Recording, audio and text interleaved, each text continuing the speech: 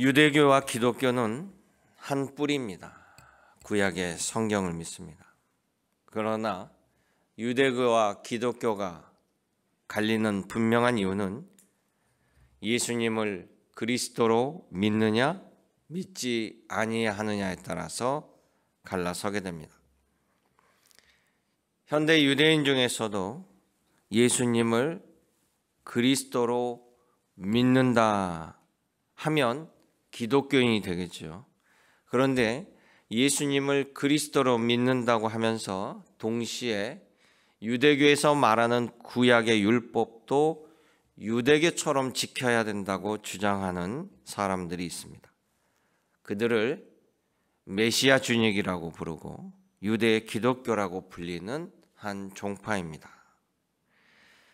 메시아닉 주이시라는 유대교 기독교 종파는 예수님이 십자가의 죽으심으로 우리의 죄를 대속하셨다라는 것은 우리 기독교랑 동일하게 믿으면서도 거기에 더하여 율법에 있는 모든 행위들을 반드시 지켜야 한다라고 주장을 합니다.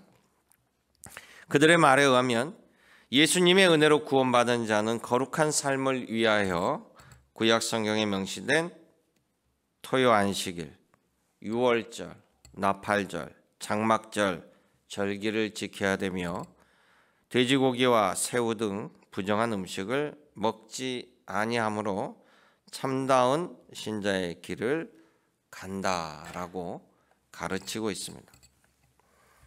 우리나라에도 비슷한 주장을 하는 교회들이 있습니다. 즉 이단 교회입니다. 그런데 이런 주장은 이미 초대교회인 갈라디아 교회 또 신약 성경에 계속해서 잘못된 것이라고 우리에게 가르쳐 주고 있습니다. 왜냐하면 우리는 전적인 아버지 하나님의 은혜, 예수 그리스도의 은혜가 아니고서는 구원의 길을 갈 수가 없습니다. 오늘 갈라디아서 본문을 통해서 여러분들이 모두 예수 그리스도의 은혜로 소망을 얻고 살아간다는 이 분명한 은혜의 사실을 꼭 기억하시기를 원합니다. 우리에게 주시는 복과 소망은요, 바로 십자가의 은혜입니다. 예수 그리스도가 우리를 위해서 대신 죽으심으로 우리를 영원한 삶, 내 아버지 하나님의 백성으로 삼아주신 그 은혜를 오늘 갈라디아서를 통해서 말씀을 보기를 원합니다. 천국을 소망하는 믿는 모든 우리들에게 매우 중요한 말씀입니다. 오늘 여러분들이 확실한 복음의 진리가 여러분 심령 위에 흔들리지 않는 믿음으로 역사하기를 주님의 이름으로 간구드립니다. 그래서 오늘 말씀을 보면 예수님의 십자가의 은혜는 내가 할 수 없는 내 죄를, 내가 해결할 수 없는 내 영혼의 죄를 예수께서 대신 치러 주셔서 나를 자유케 하여 주신다라는 사실입니다. 갈라디아서 말씀 2장 3절에 보면 이런 이야기가 합니다. 나와 함께 있는 헬라인 디도라도 억지로 할례를 받게 아니하였으니 이는 가만히 들어온 거짓 형제 까닭이라. 저희는 가만히 들어온 것은 그리스도 예수 안에서 우리의 가진 자유를 엿보고 우리를 종으로 삼고자 함이되. 이렇게 갈라디아서 2장 3절은 4절 말씀합니다. 즉 바울에게는 유대인이 아닌 헬라인 동역자 디도가 있었는데 예수 그리스도의 복음을 증거하는데 할례를 받으라고 주변에서 강요를 하는 거죠. 모든 유대인들은 유대교 문화 안에서 태어나고 자라고 교육받았기 때문에 그들에게는 할례가 당연하고 하나님의 백성으로서 구분하는 것이지만 바울은 율법의 스승이었던 바울, 또 율법의 핵심을 고수하였던 바울이 예수 그리스도를 영접하고 이 할례를 거부하는 거죠. 더 이상 우리는 이 할례를 통해서 무슨가 의식을 통해서 하나님의 백성이요 하나님께 은혜를 받는 것이 아니라는 것이죠.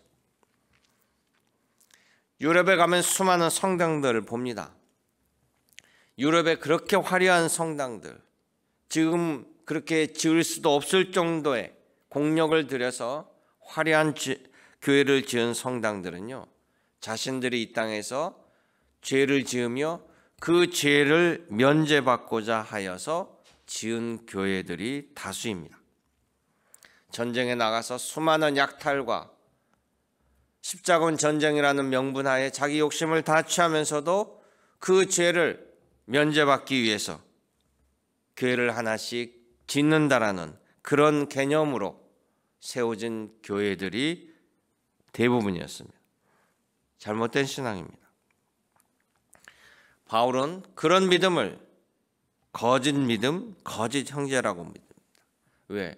복음은 은혜지 나의 공로가 아닙니다.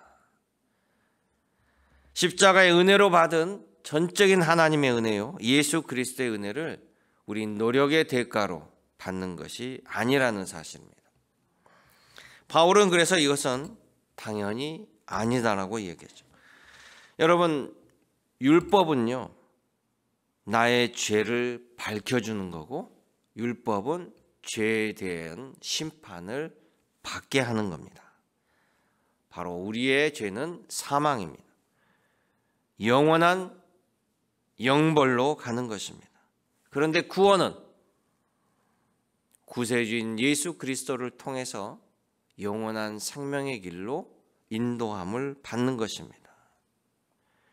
그렇기 때문에 죄값을 치러주신 예수 그리스도 그 은혜로 우리가 하나님의 자녀가 되고, 우리가 의의 자녀가 되고, 새 생명을 입는 자녀가 될 수 있다는 것이, 이것이 여러분 십자가가 주시는 놀라운 은혜임을 여러분 기억하시길 원합니다. 예수께서 나에게 새 생명을 주시는 거예요. 그래서 우리 영혼은 하늘 아버지 나라에 속한 천국 백성이 되는 것입니다. 우리의 죄를 해결하는 방법은 오직 예수 그리스도의 십자가의 보혈을 믿는 것이에요. 예수님께서 가늠한 여인이 붙잡힌 현장에 함께 하실 때 그들은 법적으로 정당한 법의 집행을 한다라는 명분으로 돌을 들고 그 여인을 처형하려고 했습니다. 그럴 때 예수께서 근본적인 질문을 그들에게 던집니다. 너희들 가운데 진실로 죄가 없는 자가 돌을 던지라. 그러면서 예수님은 그 여인을 용서해 주셨습니다. 그 여인은 어떠한 죄의 대가를 받는 것도 아니었습니다. 예수께서 은혜로 용서해 주셨습니다. 그러면서 그 여인에게 이야기합니다. 이제 남은 인생을 다시금 죄를 짓지 말라. 용서함을 받은 그 은혜를, 그 감격을 누리고 살라라는 말씀입니다. 누구를 의지하면서요? 바로 주님을 의지하면서. 그 전에는 그런 의지가 없습니다. 기준도 없습니다. 그러나 이제는 은혜를 받았으니 그 받은 은혜를 주님을 의지하여서 살아가라는 겁니다. 요한복음 8장 31절에 예수께서 말씀합니다. 예수께서 자기를 믿는 유대인들에게 이르시되 내 말이 너희 안에 거하면 너희가 나의 참 제자가 될 것이요 진리를 알게 될지니 진리가 너희를 자유케 하리라. 종은 영원히 집에 거하지 못하되 아들은 영원히 거하나니 그러므로 너희가 아들이 예수 그리스도 하나님의 아들이 너희를 자유케 하며 너희가 참으로 자유로워지리라. 할렐루야. 여러분 모두 이런 십자가의 은혜를 믿음으로 말미암아 오늘 주님 안에서 자유로움을 얻으시기를 원합니다. 이제부터 그리스도의 은혜대로 기쁨으로 즐거움으로 살아가면 되는 겁니다. 은혜 받은 죄의 길에 서지 아니하고 은혜 받고 죄의 길에 서지 아니하고 자유함으로 축복의 자녀로 소망의 자녀로 살아가시기를 주님의 이름으로 축원합니다. 두 번째, 예수님이 주신 십자가의 은혜는요, 우리가 더 이상 죄의 신분이 아닌 깨끗한 하나님의 나라의 자녀가 되는 것입니다. 여러분은 뉴스를 날마다 보면서 윤석열 대통령의 모습을 봅니다. 한 나라의 대통령으로 모든 국민이 세워놨는 우리 국격을 대표하는 이가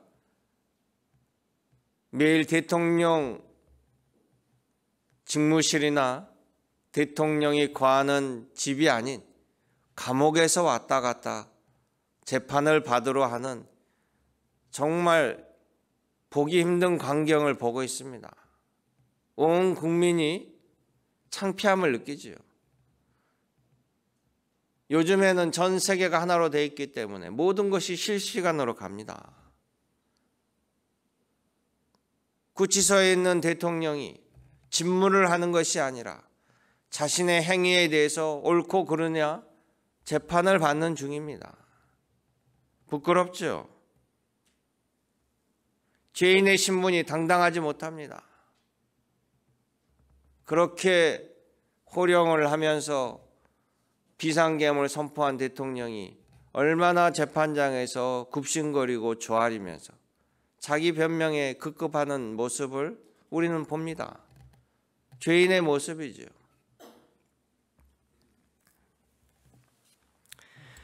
갈라디아서 2장 16절에 이야기합니다. 사람이 의롭게 되는 것은 율법의 행위로서 나는 것이 아니요 내가 스스로 할 수 없다라는 것이죠. 오직 예수 그리스도를 믿음으로 말미암은 줄을 아는 거로 우리도 그리스도 예수를 믿나니 이는 우리가 율법의 행위가 아니고 그리스도를 믿음으로 의롭다 함을 얻으려 함이라. 율법의 행위로는 의롭다 함을 얻는 육체가 없느니라. 아멘. 단호하게 성경은 우리에게 가르쳐주고 있습니다. 그러니까 사도 바울이 당당하게 예수 그리스도의 제자로서의 복음을 전하는 거예요. 사도 바울에게는 약점이 있습니다. 그것은 예수님을 살아계실 때 십자가 지시기 전에 함께 예수님이 불러서 세운 제자가 아니었어요. 12제자 가운데 사도 바울은 있지 않았고 오히려 사도 바울은 예수님을 핍박하는 세력 중에 큰 세력이었습니다. 자, 예수님을 맹 공격하고 예수가 구세주가 그리스도가 아니라고 했던 사람이 이제 갑자기 예수님이 그리스도입니다라고 전하고 할 때 그의 인생이 송두리째 바뀌게 되잖아요. 그럴 때 많은 사람들이 바울이 증거하는 내용보다는 당신이 그 전에 어떤 행위를 했는데 당신이 어떻게 살아온지를 아는데 당신 입으로 예수를 전한다라고 맹 비난하는 거죠. 바울이 전하고 바울이 고백하는 이야기를 듣기보다는 바울이 잘 안다라고 생각하는 사람들은 바울이 진짜 이제 깨닫고 진리를 이야기하는데 그를 배척하고 비난하고 있습니다. 바울이 이야기합니다. 내가 스스로 예수님을 그리스도로 깨닫고 고백한 것이 아닙니다. 이건 전적인 주님의 은혜입니다. 나는 베드로는 모두가 예수님의 수제자로 알고 있습니다. 그러니까 베드로가 당연히 예수님의 수제자니 베드로가 말하는 것은 예수님의 말로 모든 사람이 권위를 인정하고 믿는 거죠. 나는 베드로나 야고보나 요한 같은 예수님의 직계 제자들이 나를 제자로 세운 것이 아니라 사람이 세운 것이 아니라 나는 주님이 세웠습니다. 할렐루야. 그리고 이 사실을 12제자들도 인정한다라는 것이에요. 바울은 모든 사람들에게 얘기합니다. 나는 12제자처럼 예수님이 3년간 따라다니면서 예수님과 함께 고난을 겪은 적도 없습니다. 희생한 것도 없습니다. 헌신한 것도 없습니다. 내 죄를 눈물로 참여하고 회개하며 뼈를 깎는 반성을 통해서 거듭난 제자가 아닙니다. 오히려 예수님을 배척하고 예수님의 제자들을 죽이러 가는 자기에게 예수님이 나에게 찾아오셔서 나를 제자로 불러주시고 나를 제자로 삼아주셨습니다. 이런 은혜가 어디 있습니까? 바울은 그동안 철저히 율법을 지킴으로써 자신이 의롭게 되고 율법만이 나를 구원해 줄 줄로 알았어요. 그런데 율법을 철저할수록 자신은 오히려 선민이라는 생각, 우월적이라는 사람, 이방인 중에 탁월한 하나님의 백성이라는, 그리고 나머지 사람들을 멸시하고 박멸의 대상으로 보게 되었다는 거예요. 원래 하나님은 사랑이신데, 원래 하나님은 은혜이시고 자비이신데, 하나님의 사랑과 자비는 온데간데 없고 오히려 율법을 질서했더니 잔인한 죄성만이 나오더라는 거예요. 그 죄성에 더 지배되더라는 거예요. 신약에서 말씀합니다. 율법은 뭡니까? 나의 죄를 보여주는 거예요. 나의 죄를 보여줘서 내가 스스로 구원의 길을 갈 수 없다는 것을 깨닫고 예수님을 만나게 하는 도구입니다. 그런데 그 도구에 예수님을 만나지 못하고 오히려 그 죄성에 매몰돼 버린 것이죠. 그런데 예수께서 강제로 자기를 깨우쳐 주시고 눈을 뜨게 하고 영안이 열리게 하고 예수의 제자로 삼아주니 내가 은혜로 사도가 되었고 내 모든 행위들이 죄인 중에 괴수였다라는 것을 고백하게 되는 거예요. 그래서 여러분들이 예수님을 믿는 것 같지만 성경은 분명히 얘기합니다. 성령님이 아니고서는 예수님을 주라 고백할 수 없다라고. 아멘. 주님이 여러분들을 부르신 거예요. 주님이 여러분들을 세우신 겁니다. 주님이 여러분들에게 믿음을 주십니다. 그러니 전적으로 죽을 수밖에 없는 죄인들이 내가 구원받는 길은 아버지 하나님의 자비와 은혜로 이 자리에 서 있다라는 거예요. 십자가의 은혜로 여러분 여기 서 있음을 기억하시길 원합니다. 자기 스스로요, 자기 죄를 되돌아보면서 깨닫고 개가천선한 사람 거의 드물어요. 그렇지 않겠어요? 모두가 다 스스로 어느 쯤에 되면 깨닫고 개가천선하면 얼마나 좋겠어요? 성경 인물을 보십시오. 성경 인물 중에 완벽한 사람이 있나요?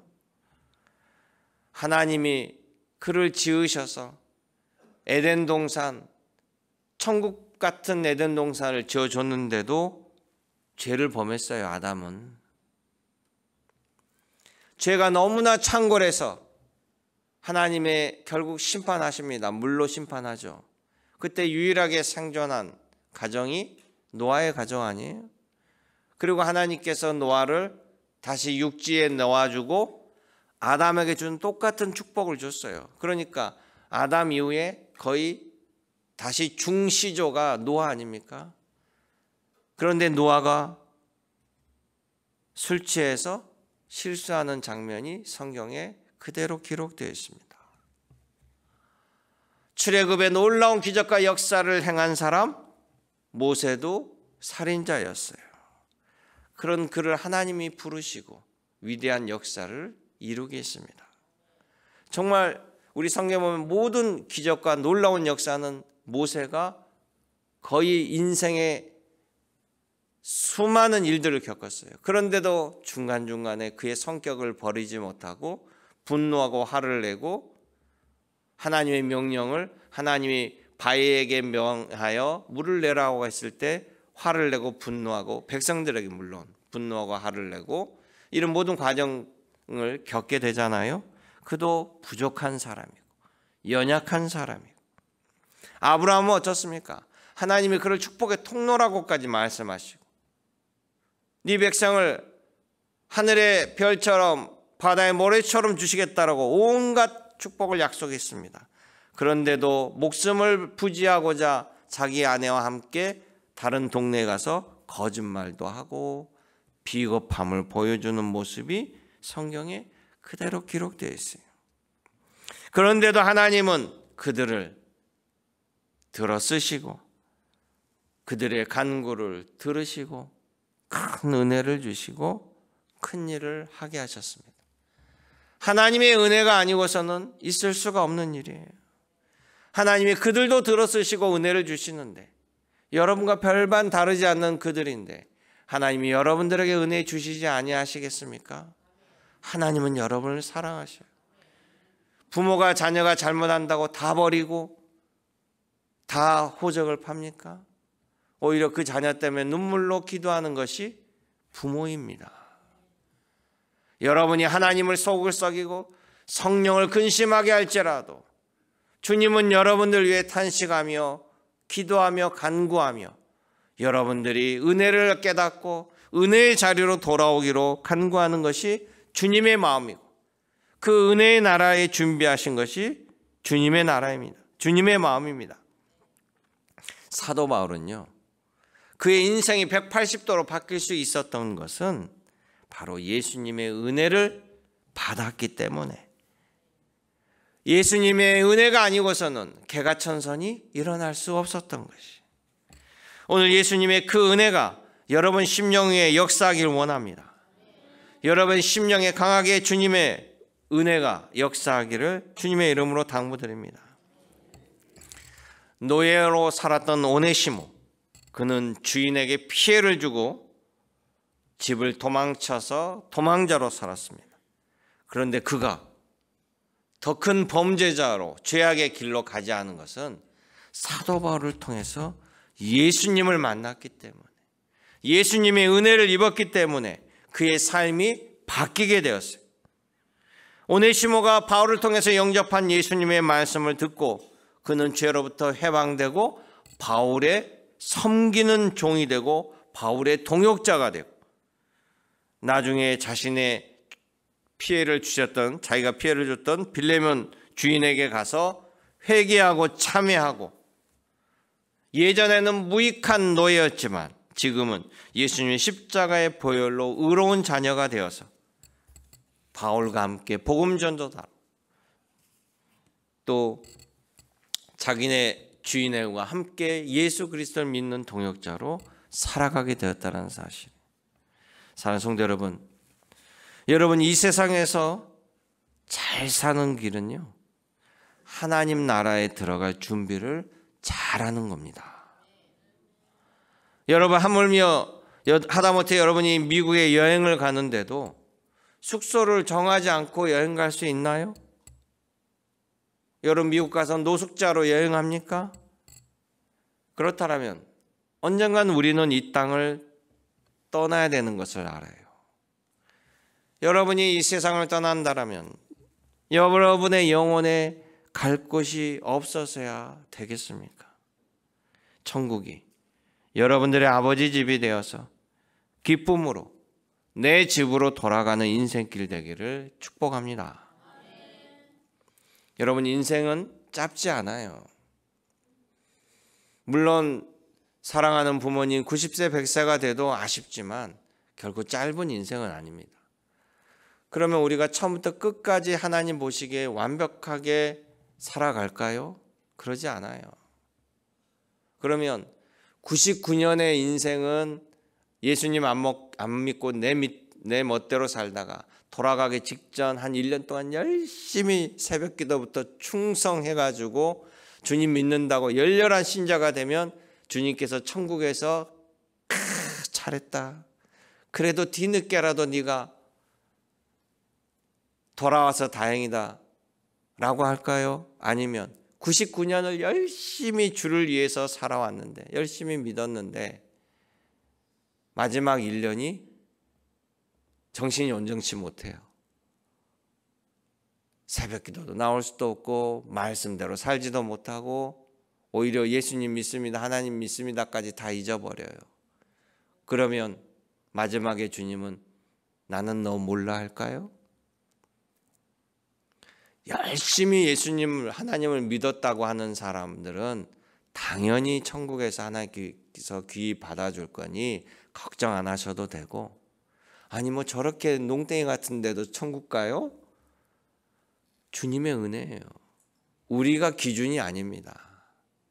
여러분이 어머니 아버지 마음으로 10명이 있는 자녀들을 봤을 때 각자 다 성격이 다르지만 부모님 어때요? 못한 자식도 다 내 자식이고 잘한 자식도 내 자식이고, 그 마음이 몇천 배나 큰 것이 하나님의 마음이에요.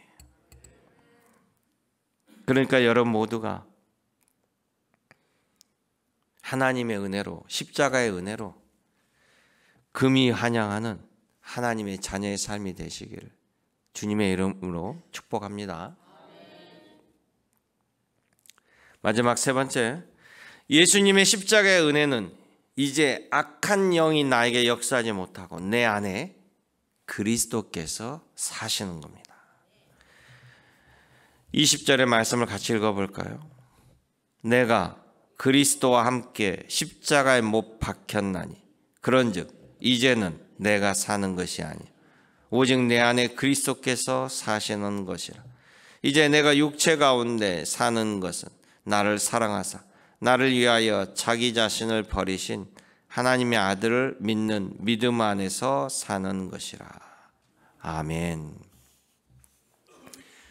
계속해서 갈라디아서에서 바울은 얘기하죠. 우리가 의롭게 되는 것은 나의 공로가 아니라 예수님을 믿어서 예수님이 주시는 그 죄사함의 은혜로 우리는 의롭게 된다. 이렇게 가르쳐주고 있습니다. 그러면 은혜에다가 우리가 포커스를 맞추고 내가 그 은혜로 살아갑니다. 그 은혜를 누려야 되는데 꼭 사람들은 다른 생각들을 해요. 그러다 보면 부작용이 생겨요. 예수님을 영접하는 그 순간부터 내가 그냥 아예 의인의 생각으로 바뀌어버리고 나의 행동이 이전과 달리 완전히 나의 형질도 다 변화가 이루어졌다라고 착각을 해버립니다. 죄사함의 은혜란 말 그대로 죄인인 우리가 내가 죄를 해결한 것이 아니라 예수님이 해결해 주셔서 나를 의인이라고 칭하여 주고 인정해 주는 거예요. 그래서 그걸 감리교는 칭의라고 합니다. 나를 그렇게 겉을 자격을 바꿔주고 인정해 주는 거예요. 그런데 내가 예수 그리스도를 믿었다라고 나의 행동, 말투 모든 것이 갑자기 천사가 되고 의인으로 안성되어 보여지지 않는 것이라는 거예요. 그래서 우리는 내 몸을 쳐서 복종하고 성령님을 의지하고 신앙생활을 하면서 바꿔가는 거예요. 그러니까 예수님께서 마태복음 5장 48절에 하늘에 계신 너희 아버지가 온전하심 같이 너희도 온전하라 라고 명령하신 거예요. 너희가 나를 믿으면 바로 그냥 바뀌어 다 천사가 돼 라고 한다라면 이런 명령을 하실 이유가 없다라는 사실이죠. 너희가 구원의 자녀가 되었으니 이제 죄의 자녀에서 하나님의 자녀로 양자로 바뀐 거예요. 우리가 신분이 바뀌었단 말이에요. 구원의 자녀가 됐으니 하나님의 자녀처럼 살라라는 겁니다. 여러분 경찰다워야지. 깡패 같으면 경찰도 감옥 갑니다. 대통령이 대통령다워야지. 대통령답지 않냐니까 구치소에 있는 거예요. 저러다가 이제 탄핵이 인용되면 이제 대통령이 아니게 되면 그 다음에 이제 내란을 했느냐 안 했느냐 심판을 받으면 진짜 내란죄로도 감옥에 갈 수 있는 거죠. 권력도 악용되듯이 신앙도 악용될 수 있습니다. 믿음으로 구원을 받는다는 것은 얼마나 큰 은혜와 복입니까? 믿음으로 구원을 받는다는 것은 주님께서 문턱을 아예 없애주신 거예요. 하나님의 백성, 천국 백성이 되는 문턱 자체를 없애버린 거예요. 모두가 들어올 수 있도록 문을 열어놓으신 거예요. 열린 문이라는 거죠. 그러다 보니까 악용됩니다. 독일의 2차 세계대전 때 히틀러에 대항하였던 본 헤퍼라는 목사님이 있어요. 결국 죽임을 당해 순교했습니다. 그 본 헤퍼 목사는 그럽니다. 죄인도 믿음으로만 쉽게 구원받을 수 있다라는 이 은혜를 오용하면 하나님의 교회를 병들게 할 것이다 라고 경고했어요. 여러분, 하나님의 이름으로 텔레비전에 보면 일부 자칭 목사라고 주장하는 어느 교단에서도 다 직위를 당했던 사람이 목사라는 이름으로 하나님을 우습게 여기면서 뭐 하나님 까불면 나한테 죽어? 이런 미친 소리를 하는 작자를 목사라고 매스컴은 이야기하고 하나님의 이름으로 자유대안을 지킨다라고 이야기합니다. 아마 마음속에는 우리 하나님은 자비가 많으셔서 내가 들어가서 바로 기도하면 용서해 주실 거야, 이런 생각을 하나 봐요. 이런 유아기적인 생각을 하는 사람이 지금도 대한민국을 흔들고 있습니다. 그 사람이 기독교를 대표하는 것도 아니고 목회자를 대표하는 것도 아니고 예수님을 대표하는 것도 아니에요. 자기 사리 사욕과 정치적인 욕망입니다. 얼마나 하나님을 이용합니까? 얼마나 예수님을 이용합니까? 얼마나 많은 영혼들을 엉뚱한 곳으로 이끌고 있습니까? 이게 바로 주님의 은혜를 오용하는 거예요. 주님의 은혜를 자기 욕심으로 들어쓰는 거예요. 이것이 바로 교회를 병들게 하고 하나님의 나라를 병들게 합니다. 그러므로 십자가의 은혜는요, 의로움을 얻는 자가 자기가 옳다라고 이제 나는 죄로부터 해방받았으니 내가 무슨 짓을 해도 우리 아버지가 날 죽이겠어? 이렇게 사는 인생이 아닙니다. 오히려 내 안에 성령님을 가득 충만하게 채우고 주님을 의지해 살아가야 되는 거예요. 구약에서는 하나님이 나와 함께 하신다는 말씀 많이 주시죠. 구름기둥, 불기둥으로 인도하셨습니다. 구약에 보면 하나님께서 선택적으로 성령이 내주하시고 역사해요. 그런데 신약에 와서는 예수께서 뭐라고 했습니까? 내가 보이사 성령을 믿는 너희 모두에게 보내리라고 말씀하셨어요. 그래서 오순절 다락방 사건에 예수님 말씀처럼 모여 기도하는 그들에게 모두에게 성령이 임합니다. 이제 예수 그리스도를 믿는 자에게는 성령이 우리 안에 함께하는 거예요. 그러나 예수님이 내 안에 함께해도 우리는 로봇가 아니기 때문에 최종적인 것은 우리가 따르느냐 따르지 않느냐, 이것은 우리의 결정이에요. 그러니까 성령님의 세밀한 음성을 듣는 자가 있고 내 안에서 역사하시는 성령의 말씀을 거부하는 자가 있게 되는 거예요. 예수님이 가룟 유다에게 말씀하죠. 계속해서 너가 생각하는 것을 멈춰라. 너가 생각하는 것이 잘못됐다. 유다가 생각하는 건 뭡니까? 예수님을 팔아버리는 거예요. 이것은 너 하나님을 대적하는 일이다라고 예수님이 계속 말씀해 주시잖아요. 우리 안에 있는 성령님의 음성이 바로 유다와 예수님이 말씀하신 것과 똑같이 나타나고 있다는 것이. 그러니 내가 하나님의 성품을 닮아갈 수 있는 확실한 것은 내 안에 계시는 성령님을 통해서 의지하고 살아가야 된다는 거예요. 누가복음 11장 24절에 보면 더러운 귀신이 한 사람을 지배합니다. 한 사람을 지배했는데 그 귀신이 어떻게 돼서 나갔어요. 귀신이 나갔다가 돌아다니다 보니까 귀신이 옛날에 그 사람 그 속이 좋았는데 내가 나와보니 어디 제대로 붙어있을 데가 없네. 그러고 다시 그 사람한테 갔더니 이 사람이 깨끗이 소재되어 있고 청소되어 있지 빈집이야. 그러니까 어떻게 됐습니까? 악한 귀신 7을 더 데리고 와서 그 사람 몸으로 들어가 버려요. 그래서 그 사람 형편이 전보다 훨씬 형편해졌다, 심해졌다. 이 악한 세대가 또한 이렇게 되리라 라고 이야기하는 거예요. 우리 안에 주님을 채우지 아니하면 악한 영이 역사하는 거예요. 바울에게 성령이 떠나자 악신이 그 안에 역사해서 그를 죽게 만들었습니다. 속을 비웠을 때 채워지지 아니한 것은, 그래서 기독교는요, 불교는 뭐라고 그러니까 맨날 비우라고 그래. 기독교는 비우라고 그래. 네 생각을 비워라, 네 마음을 비워라, 욕심을 버려라. 계속 비우라는 거예요. 기독교는 뭡니까? 채움이에요. 성령 충만을 채워라, 주님의 은혜를 채워라. 우리는 채워야 돼요. 채워야 나올 거 아닙니까? 하나님의 사랑이 차고 넘쳐야, 컵에 물이 가득 차야 흘러나오는 거 아니에요?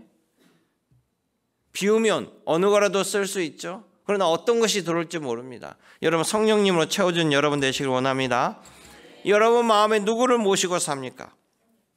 정결한 마음에 하나님의 영을 모시고 성령님의 말씀과 은혜를 누리며 살아가길 원합니다. 오늘도 이 시간 내 안에 거하신 예수님의 인도하심 따라 복된 길로 나아가는 여러분 되시기를 주님의 이름으로 축원합니다. 참 좋으신 아버지 하나님, 오늘도 우리 안에 함께 하시며 우리의 삶을 주관하시고 주의 음성과 주의 말씀을 듣게 하여 주심을 감사드립니다. 이 한 주간도 소망 되시는 주님과 함께 동행하는 복되고 귀한 주의 자녀의 삶이 될 수 있도록 인도하여 주옵소서. 예수님의 이름으로 기도드립나이다. 아멘.